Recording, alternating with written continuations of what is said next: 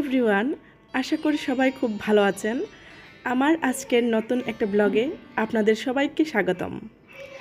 আজকে আমি কি করতে যাচ্ছি, কিভাবে কাটাচ্ছি সেটাই আপনাদের সাথে শেয়ার করব। তো চলুন তাহলে পুরো ভিডিওটা একসাথে দেখা যাক। ব্যস্ত জীবনের মাঝে নিজের জন্য একটু সময় বের করা কতটা জরুরি, তাই না? আজকের ব্লগে আমি আপনাদের সাথে শেয়ার করব আমার সকালের রুটিন, যা আমার প্রতিদিনের জীবনকে একটু সহজ করে তোলে। আশা করি আপনাদেরও ভালো লাগবে। সংসারের সব কাজ কি আর সবসময় নিয়মের মধ্যে হয় বলুন?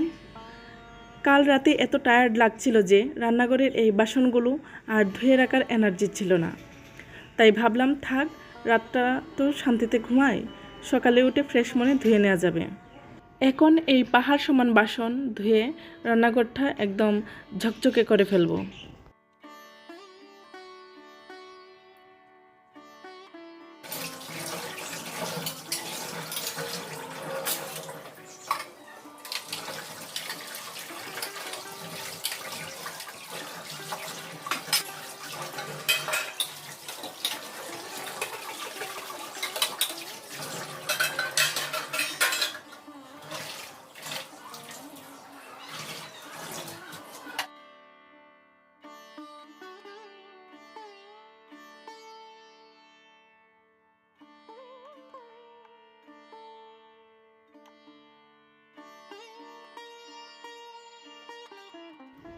রান্নাঘরের সবচেয়ে কঠিন কাজ মনে হয় এই চুলার চারপাশের দেয়ালের টাইলস পরিষ্কার করা। রান্নার সময় যত তেল আর মশলা ছিটকে এসে এখানে জমা হয়। রোজ রাতে যদি এটা পরিষ্কার করা না হয় তবে কেমন যেন একটা আঠালো ভাব হয়ে যায়। তাই বাসন ধোয়ার পাশাপাশি আজ এই টাইলসগুলোকেও একটু সাবান দিয়ে ভালো করে ঘষে নিচ্ছি। দেখুন কেমন ঝকঝকে হয়ে গেল। টাইলস চুলা তো পরিষ্কার করে ফেললাম, কিন্তু যুদ্ধটা শুরু হবে রান্না বসাতে গেলে। ঢাকায় তো এখন লাইনের গ্যাস পাওয়াই যায় না। 24 ঘন্টার মধ্যে বেশিরভাগ সময় চুলা মরে থাকে। আর সিলিন্ডার গ্যাস, বাপরে বাপ যে দাম! প্রতি মাসে সিলিন্ডার কিনতে গেলে পকেট একদম ফাঁকা হয়ে যায়। তাই বাধ্য হয়ে এই ইলেকট্রিক চুলাটাই এখন আমার রান্নাবান্নার প্রধান ভরসা। কারেন্ট বিল কিছুটা বাড়লেও সিলিন্ডার গ্যাসের খরচের চেয়েও তাও একটু সাশ্রয় হয়, আর সময়টাও বাঁচে। ঢাকার এই গ্যাস সংকটে আমার মতো আর কার কার রান্নাঘরে মুশকিল আসান এই ইলেকট্রিক চুলা, কমেন্ট করে জানান তো।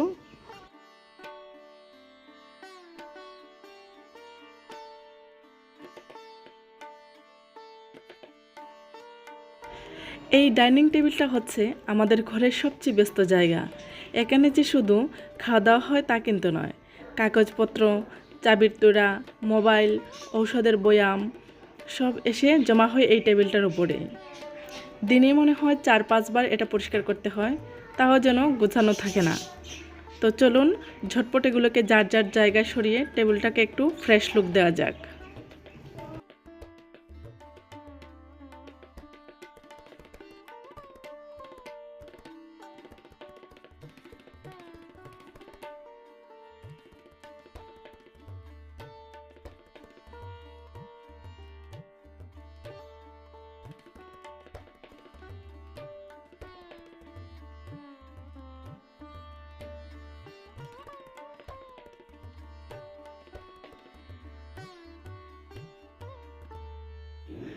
সকাল থেকে এত খাটাখাটনি গেল, এবার একটু নিজের যত্ন নেওয়া যাক।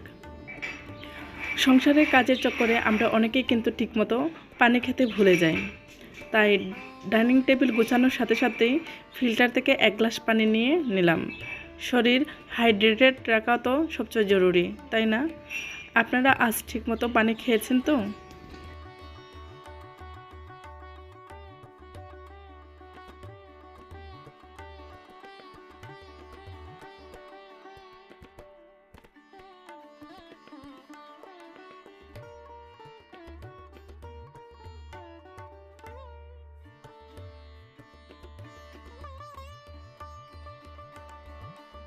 সব কাজ তো শেষ, এবার আমাদের ড্রয়িং রুমে রাখা এই পাকা কাঁঠালটা ভাঙার পালা। গন্ধেই মোমো করছে চারপাশ। তাই আর লোভ সামলাতে পারলাম না, হাতে একটু সরিষার তেল মেখে যেই না কাঁঠালটা ভাঙলাম, অমনি আমার বরের এন্ট্রি। কাঁঠাল ভাঙার তো সইল না উনার, ভাঙতে না ভাঙতে পাশ থেকে হাত বাড়িয়ে একদম প্রথম রসালো কোয়াটা নিয়ে মুখে পুরে দিল। ওর এই খাওয়া দেখে আমারও জিভে জল চলে আসলো। পাকা কাঁঠালের লোভ সামলানো আসলে খুব কঠিন।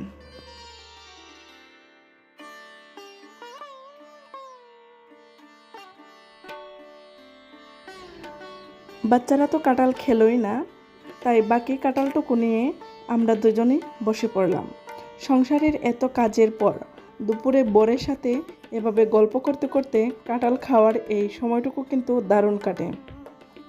ও তো একটার পর একটা কোয়া মুখে পড়ছে আর বলছে বাচ্চারা না খেয়ে ভালোই করেছে, আমাদের ভাগটা বেশি হলো। আপনাদের বাসায় কি বাচ্চারা কাঁঠাল খেতে চায় না? কমেন্ট করে জানান তো।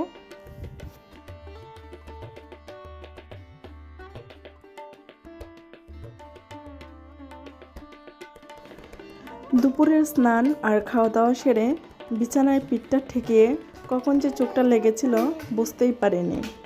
দুপুরে একটুখানি ঘুমিয়ে নেওয়ার পর শরীরটা একদম ফ্রেশ লাগছে। ঘুম থেকে উঠেই চলে এলাম বিকালের এই কাজটা করতে। বারান্দায় রোদে দেওয়া কাপড়গুলো একদম শুকিয়ে কটকটে হয়ে গেছে। এগুলো এখন তুলে নিয়ে সুন্দর করে ভাঁজ করে যার যার জায়গায় গুছিয়ে রাখছি। কাপড়গুলো ভাঁজ করতে করতেই আজকের মতো আপনাদের কাছ থেকে বিদায় নিয়ে নিচ্ছি। সংসার জীবনের এই ছোটোখাটো ব্যস্ততা আর টুকটাক আনন্দের গল্পগুলো নিয়েই কেটে গেল আজকের পুরো দিনটা। আমার আজকের ব্লগটি কেমন লেগেছে তা অবশ্যই কমেন্ট করে জানাবেন। কথা হবে নতুন ব্লগে। সবাই ভালো থাকবেন, সুস্থ থাকবেন।